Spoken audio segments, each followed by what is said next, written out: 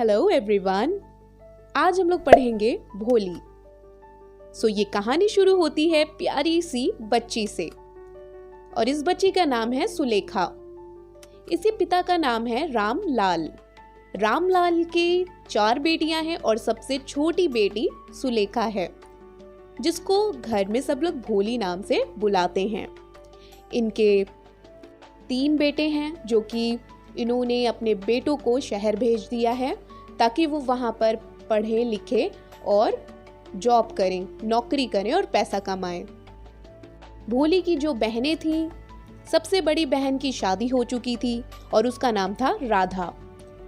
जो दूसरे नंबर पे आती है वो है मंगला, जिसकी अभी अभी शादी फिक्स्ड हुई थी। और तीसरे नंबर पे चंपा, जिसकी शादी की बात चल रही थी। और सबसे जो छोटी थी उसका नाम था सुलेखा यानी भोली। अब क्या होता है, जब भोली 10 महीने की थी ना, तो आप लोगों को पता होगा जो बच्चों का झूला नहीं होता जिसमें बच्चों को रखा जाता है, तो भोली को उस झूले में रखा गया। पर क्या हुआ कि भोली उस झूले से गिर गई और उसके सिर में चोट लग गई, जिसके कारण उसका जो दिमाग था आधा डैमेज हो गया। अच्छा, तब से जो भोली है वो बहुत ही ज़्यादा डेवलप नहीं हो पाई, समझदार नहीं हो पाई, एकदम बुद्धू रह गई। तो वो जब भी कुछ बोलती थी ना, तो वो बहुत ज़्यादा तुतला के बोलती थी, जैसे अंकल को अंतल ऐसे करके वो बोलती थी। और बहुत ही ज़्यादा ये बच्ची सीधी सादी थी, इसलिए उनकी जो फैमिली थी सुलेखा को भोली भोली करके बुलाते थे वो सारे लोग, क्योंकि ये ज़्यादा समझदार नहीं थी औरों बच्चों के जैसे। अब ये जो इनके पिता थे उनका नाम था रामलाल। रामलाल सबसे ज़्यादा अपनी छोटी बेटी यानी भोली के प्रति बहुत ही ज़्यादा टेंस में रहते थे कि मतलब क्या करेंगे, इसकी शादी कैसे होगी। जब भोली 2 साल की हुई तो उसको ना चिकन पॉक्स हो गए। आपको पता है इसको माता कहते हैं, क्योंकि बचपन में सबके होते हैं। और भोली को भी ये चिकन पॉक्स हो गए थे, जिसके कारण उसके फेस में, उसके हाथों में, पैरों में चिकन पॉक्स के धब्बे रह गए थे। अब ये जो रामलाल हैं, हमेशा वो अपनी छोटी बेटी को लेके बहुत ज़्यादा टेंस में रहते थे कि इसकी शादी कैसे होगी, कहाँ पे होगी, कौन करेगा, क्योंकि ये डेवलप नहीं हो पाई, थोड़ा सा ये बुद्धू टाइप की रह गई है ना, तुतला के बोलती है, बातों को समझ नहीं पाती। तो वो बहुत ही ज़्यादा परेशान रहते थे। अच्छा, ये ज़मींदार हैं, रामलाल जो हैं वो ज़मींदार हैं, तो इनकी जितनी भी बेटियां थी सब हेल्दी थी, अच्छी थी, सुंदर थी और किसी भी बात की कमी नहीं थी। तो इनकी जो तीनों बेटियां थीं भोली को छोड़कर, तो तीनों बेटियों की जो शादी थी वो सेटल हो चुकी थी, क्योंकि वो देखने में भी बहुत ही ज़्यादा अट्रैक्टिव थी, सुंदर थी।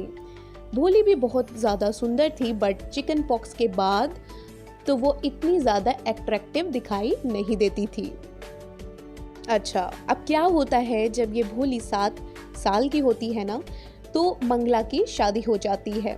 मंगला इसकी 2nd नंबर में आती है बहन, ठीक है। पहले नंबर पे राधा, 2nd नंबर पे मंगला। तो उसकी शादी हो जाती है जब भोली 7 साल की होती है। तो अब क्या होता है, उसी साल वहाँ पर जहाँ पे इन लोग रहते थे गांव में, जिस गांव में, तो वहाँ पर ना एक प्राइमरी स्कूल खुला था। अब रामलाल जो थे वो नंबरदार थे उस गांव के, या आप कह सकते हो मुखिया, ठीक है।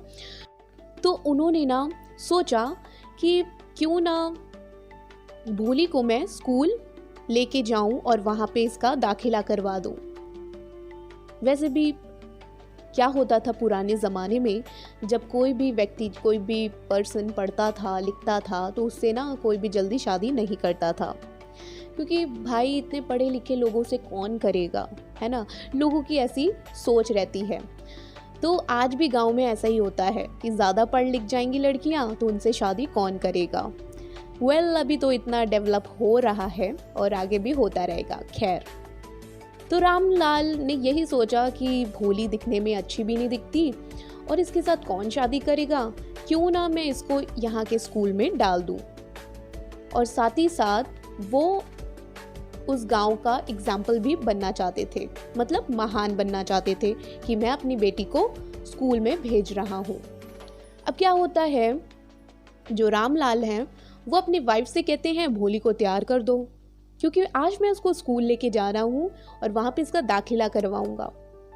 अब इसकी जो रामलाल की वाइफ होती हैं वो भी मान जाती हैं, और ये जो भोली है ना वो बचपन से लेकर बड़े तक पुराने कपड़े, फटे कपड़े पहनती थी अपनी बहनों की, कभी भी उसने नया कपड़ा नहीं पहना था।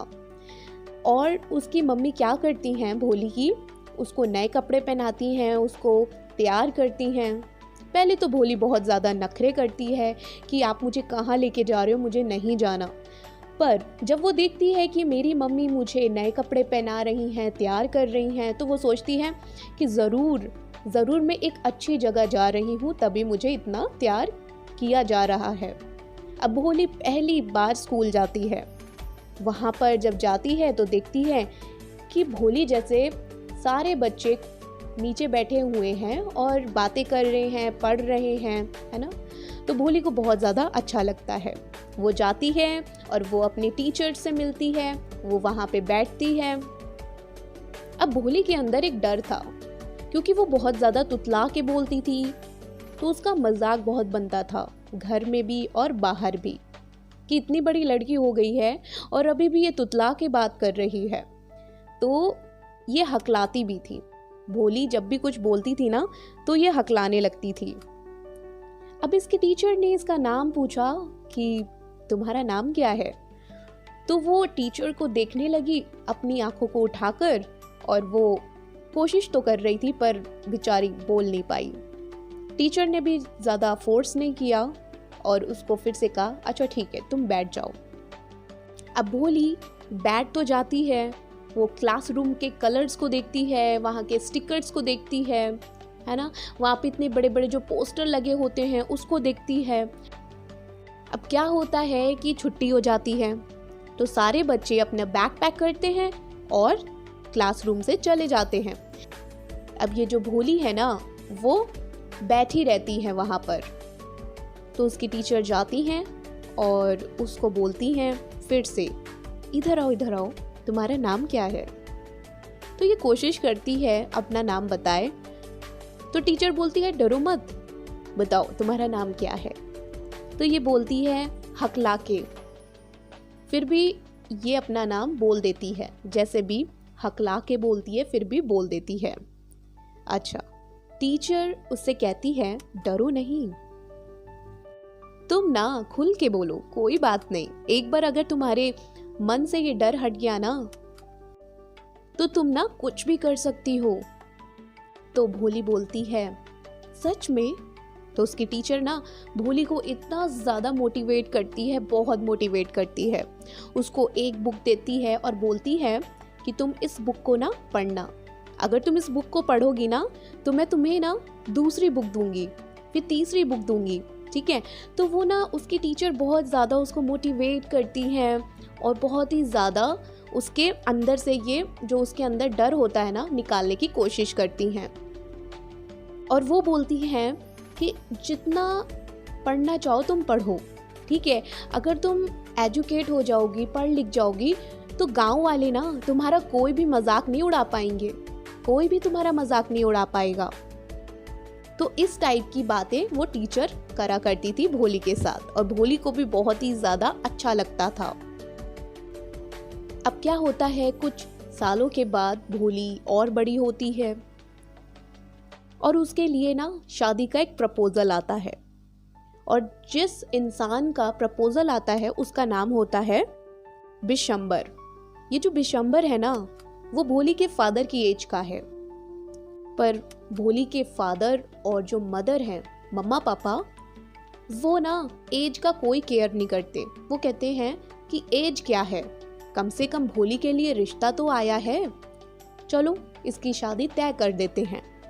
जब बिशंबर ने भोली के लिए प्रपोजल भेजा था तो उसने ना भोली के जो छोटे छोटे चिकन पॉक्स के धब्बे थे नहीं देखे थे, उसने गौर ही नहीं किया, तो उसने कोई भी डिमांड नहीं की कि मुझे ये चाहिए वो चाहिए। अब क्या होता है, शादी फिक्स हो जाती है भोली को क्या तैयार किया जाता है, लाल कपड़े पहनाए जाते हैं। भोली की बहनें भोली से बोलती हैं कि तुम बहुत ज़्यादा लकी हो जो तुमको ऐसा जीवन साथी मिलने वाला है, बहुत ही ज़्यादा ये रिच है और बहुत ही ज़्यादा अच्छा है। अब क्या, बिशंबर आता है दूल्हा बनकर और वहाँ पर जैसे ही इन लोग की शादी होने वाली होती है तो भोली का घूंघट उठाया जाता है। जब भोली का घूंघट उठाया जाता है तो बिशंबर देखता है कि भोली के चेहरे पर इतने दाग धब्बे हैं because of chicken pox. All right, so Bishambar demand करने लगता है। वो बोलता है कि मुझे ना शादी नहीं करनी, अगर मैं शादी करूँगा तो मुझे 5,000 रुपये चाहिए दहेज में। अब रामलाल, जो भोली के पिता थे ना रामलाल, वो बोलते हैं कि मेरे पास तो इतना है नहीं और आपने पहले ये सब नहीं बताया था और अब आप ऐसी बातें बोल रहे हैं। तो बिशंबर बोलता है नहीं नहीं, मुझे 5,000 रुपये चाहिए, अगर आप इसका इंतज़ाम नहीं कर सकते तो बता दीजिए, मैं अपनी बारात वापस लेके चला जाऊंगा, मुझे कोई प्रॉब्लम नहीं है। तो रामलाल अपनी पगड़ी को निकालते हैं और उसके पैरों में रख देते हैं। पगड़ी उतारना बहुत बड़ी बात होती है गाइस। और उन्होंने जैसे पगड़ी उतारी तो भोली को ना बिल्कुल अच्छा नहीं लगा। वो ना बिशंबर डिमांड कर रहा था। रामलाल ने बोला कि पहले ही मैं अपनी बेटियों की पहले शादी कर चुका हूँ और इतना खर्चा हो गया है, इतना तो मैं कर नहीं सकता, प्रोवाइड नहीं कर सकता, कैसे करूँगा। पर वो बिशंबर धमकी पे धमकी देता जा रहा था। पहली बार ऐसा हुआ जिंदगी में कि भोली ने अपनी आवाज़ को उठाया और जब उसने बोला कि मुझे भी नहीं करनी शादी इस आदमी से, और जब ये बोल रही थी तो वो बिल्कुल भी हकलाई नहीं और ना ही स्टक हुई। वो बिल्कुल क्लियर बोल रही थी और बिल्कुल तुतला नहीं रही थी। और ये सब देखकर गांव वाले बोले, ये कितनी बदतमीज लड़की है, कैसे बात कर रही है, एक तो इसकी शादी नहीं हो रही थी और अब इसकी शादी हो रही है तो ये कैसे बोल रही है, बहुत बदतमीज है ये। फिर भोली ने अपनी आवाज को उठाया और बोलती गई वो, और जब वो बोल रही थी तो उसके अंदर किसी का भी डर नहीं था। अब क्या, बिशंबर ने अपनी बारात को लिया, वापस चला गया। वो भोली के जो माँ बाप थे वो बहुत ज्यादा परेशान हो गए और उन्होंने बोला, तुमने ये क्या किया, अब तुमसे शादी कौन करेगा। तो भोली बोली, मुझे कोई शादी नहीं करनी है। तो रामलाल ने बोला, अब तुम क्या करोगी। तो भोली बोली, अब मैं क्या करूंगी, अब मैं आप लोगों के साथ रहूंगी और आप लोग भी तो कितने बूढ़े हो रहे हो, आप लोगों को कौन देखेगा, मैं आप लोगों के साथ रहूंगी और आपकी सेवा करूंगी। सो यहीं पे ये स्टोरी फिनिश होती है। आई होप कि आपको ये स्टोरी समझ में आई होगी और अच्छी भी लगी होगी। अगर आपको ये स्टोरी अच्छी लगी है तो लाइक कीजिएगा, सब्सक्राइब कीजिएगा और शेयर जरूर कीजिएगा।